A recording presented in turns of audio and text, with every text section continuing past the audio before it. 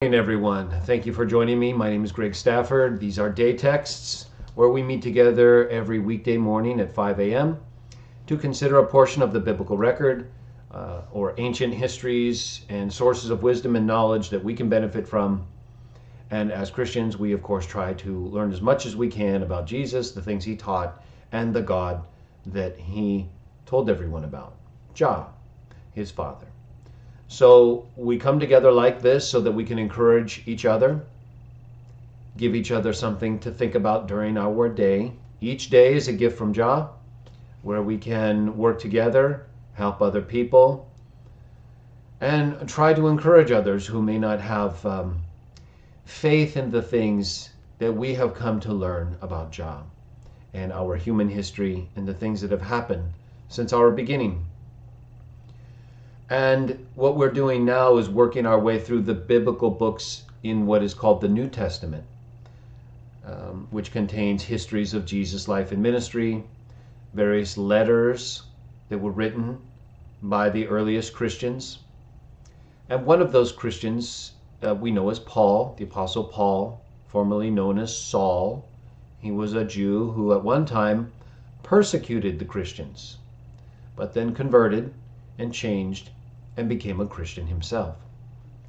So we're reading his first letter to a young man, a Greek man named Timothy, who had a special disposition or personality that Paul was able to use in ways that apparently he didn't have anyone else that he could use the same way as Timothy.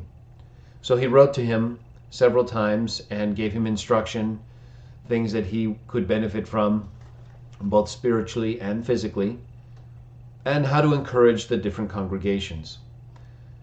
So I'm going to read today. We're almost through the first letter to Timothy. If you want more information about the first letter to Timothy, such as some of the facts surrounding its textual transmission, go back to the first video in this series on 1 Timothy, where I provide some information about the age of the letter, the age of the manuscripts we have of the letter, and some other facts and features about each document we review. So today we're going to read chapter 4 of 1 Timothy, and we're going to read the first 4 verses. So I'm going to go ahead and read them. We'll make a brief application, and then we'll be on our way. Okay, 1 Timothy chapter 4, starting in verse 1. This is what Paul's writing to this young man Timothy, to try to help him and give him insight into what he's facing and dealing with and how to help others. So he says, "Yet the Spirit plainly states," he's talking about the Spirit that spoke through others in the past, like the Hebrew Scriptures, prophets, various other individuals, kings, judges, and others. So let's go back there in verse 1, but I want to make sure you kind of understood this reference here to what the Spirit states. He's talking about the Spirit stating things previously through others about the time in which he's living.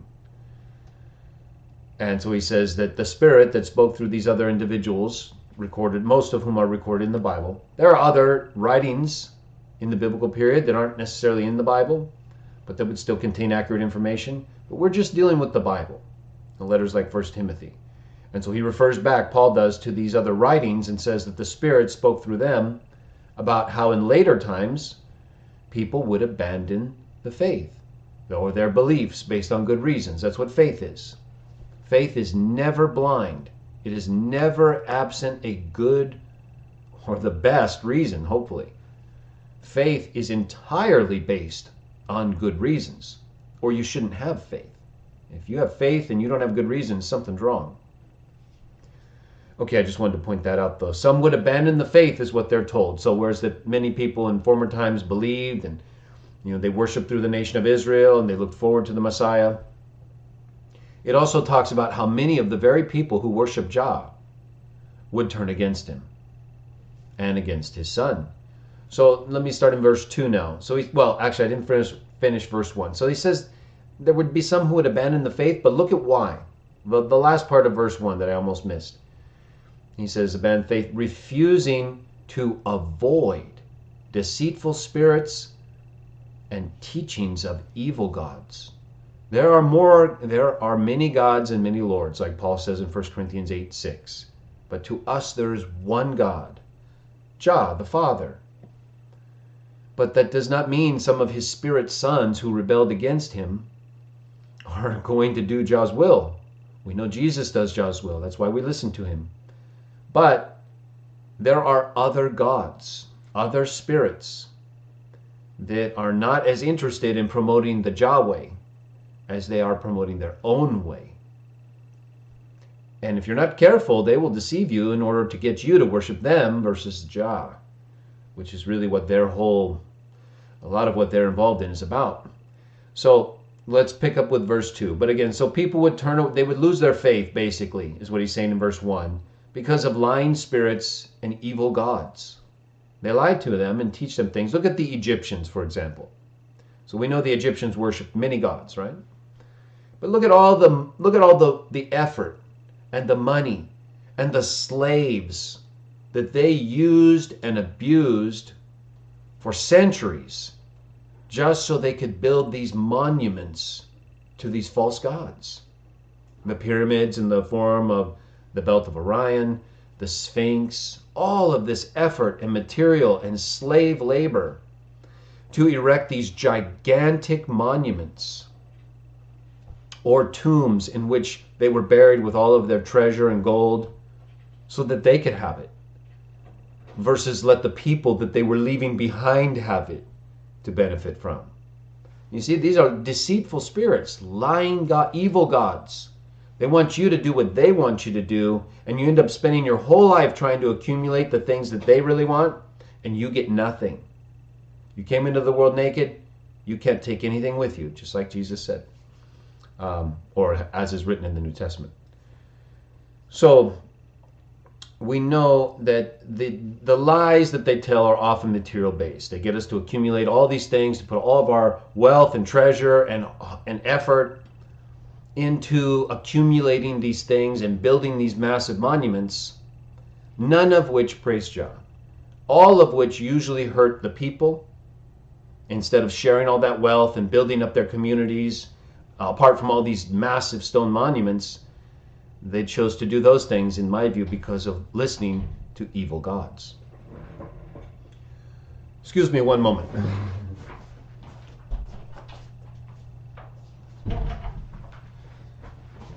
That's what happens when you let your cats in, right? That's okay. These are casual shows. They're meant to be sort of relaxed. And as you can see, I'm even walking around in my blanket. But I do that because even though I am dressed, I always used blankets when I was a little kid, and I kind of like early morning walking around in them. I'm watching myself now let my cat out. I think he just came back in. You never can figure out cats, right? But that's kind of why I like them.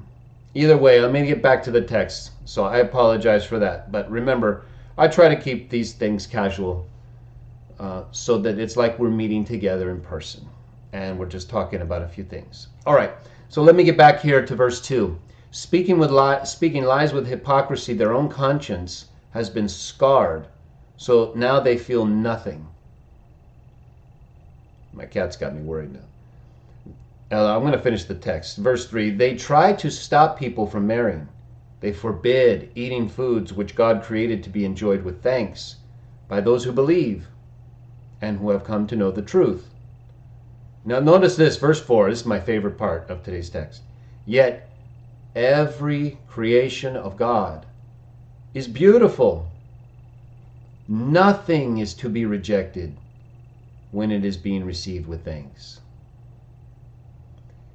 You know, and you get all these different religions and groups that try to tell everybody what to do.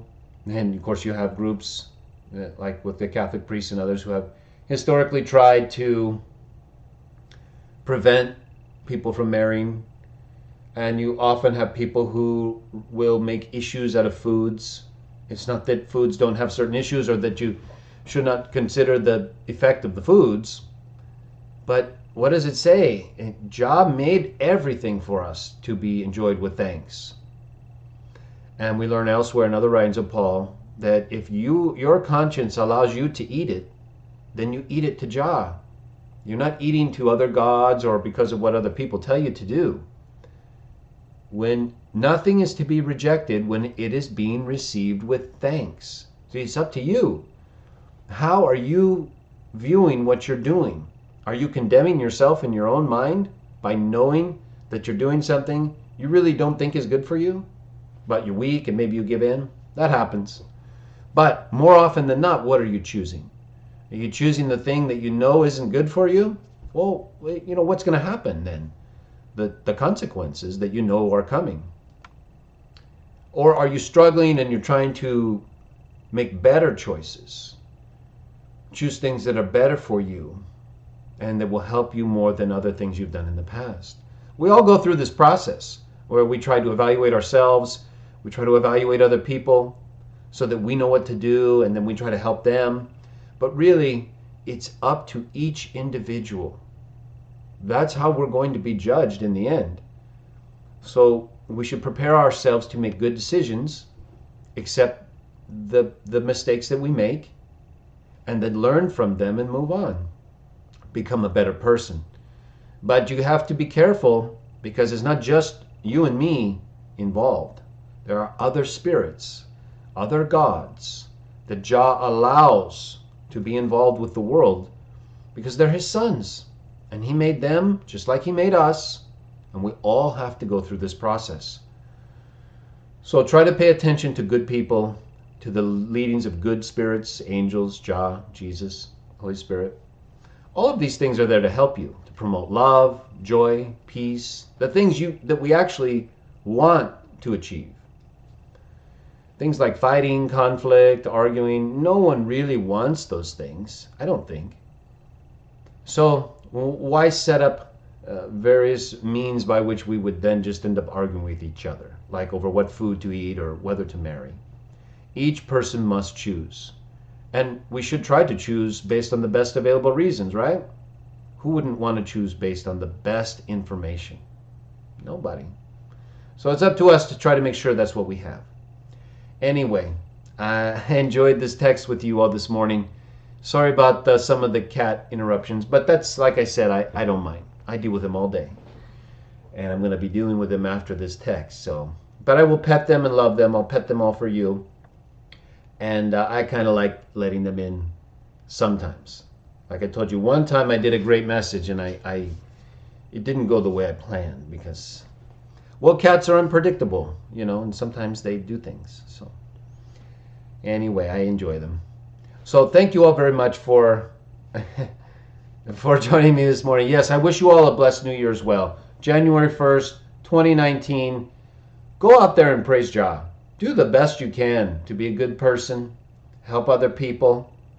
Oh, someone asked me if I'm growing a beard. No, I let it grow out occasionally, and it's not that much. But I do it because, I think it's good for your face. I think it's good to let the natural emollients, moisturizers come out through the hair follicle and keep your face smooth and hopefully looking young. So that's what that is. I'll probably shave later today, but sometimes I'll let it grow out a little longer because I don't want to disrupt that natural process. I think it's good for you.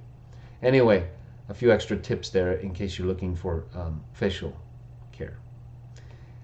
So that's good. Thank you for joining me. A lot of good information today. Oh, and things like eating foods which God created. Give thanks. I want you to be thankful no matter what else you do today because there's so many reasons why we sometimes feel negative or doubtful or depressed. Push all that aside. Focus on today's text. Ignore the evil gods and give thanks. No matter what you eat or do, give thanks to Jah because he's the one who lets you do it. He's the one who gave us the whole world to do whatever we choose to do. Only we will be accountable for the things we decide. So never forget that too. Thank you all very much for joining me. I'll be back tomorrow, Wednesday, another day text. I missed yesterday. I'm sorry for that. But I was coming off a long weekend and I had a lot going on. So you'll usually see me post when the live show is going to be on. Just check the stream schedule. And then that's when I'll be back. So thank you all for joining me this morning. Have a wonderful day and may God bless you. Thank you.